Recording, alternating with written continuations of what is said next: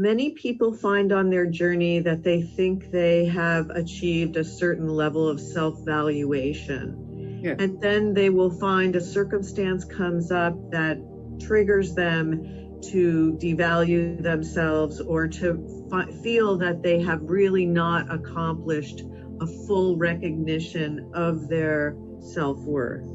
All right. Well, the first and most paradoxical thing to remember when confronted with issues of lack of self-worth is first and foremost to own it as a choice that you made in experiencing that idea.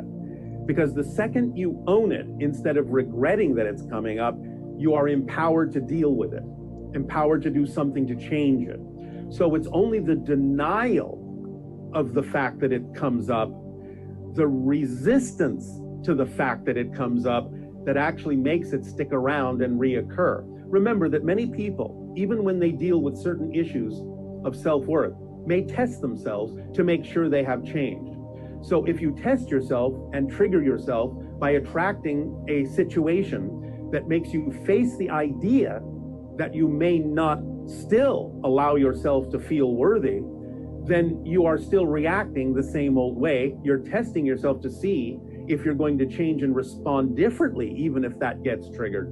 But the first step toward getting around that is to not deny or resist that it came up, but to acknowledge that you chose it. Because by acknowledging that you chose to experience lack of self-worth again, that keeps you in the seat of self-empowerment to be able to explore it and do something about changing it. And with enough practice, you will get used to the idea that you no longer need to do that, because you will finally hone the skill of owning whatever comes up instead of resisting whatever comes up. Because remember, as we have said several times, it's not about what you experience in terms of what happens. It's about what you do with that experience that makes the difference in your world. So the first step always is to never deny or resist what happens, but to own it as something that can serve you in a positive way, to know that there's a reason that it's there, and that puts you back in the driver's seat and gives you the self-empowerment and the control to explore it in a more positive, creative, and inspirational way, and to actually have some fun with exploring why you would have chosen to trigger yourself in that way. And then more answers will come up, more ideas will surface, and you'll be on a different journey with that experience at that moment. So owning it and not resisting it is the first step. Okay, that's very helpful.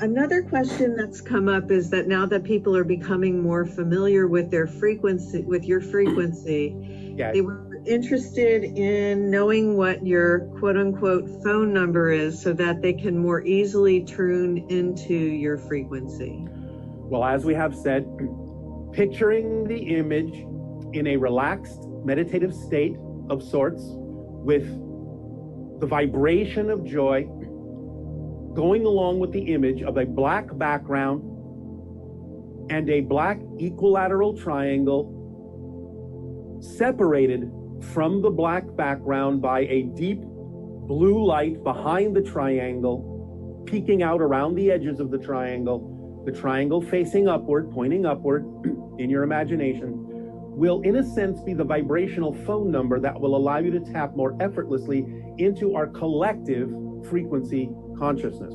You won't necessarily be literally speaking with me, but you will be tapping into and downloading from that generalized collective frequency a vibration that will infuse your higher mind to make it more effortless for you to receive the information and the answers to your questions that you require by being in that frequency and by using our collective energy and your familiarity with us as a kind of mask through which your higher mind can speak to you more clearly. To put this very simply, by imagining that particular image of the black triangle separated from the black background by the blue light, and simply asking, if you have a question, what would Bashar say? Or what would the Sani people say? You will allow more ability of your higher mind to give you the answers and information that you see. That's how it will work.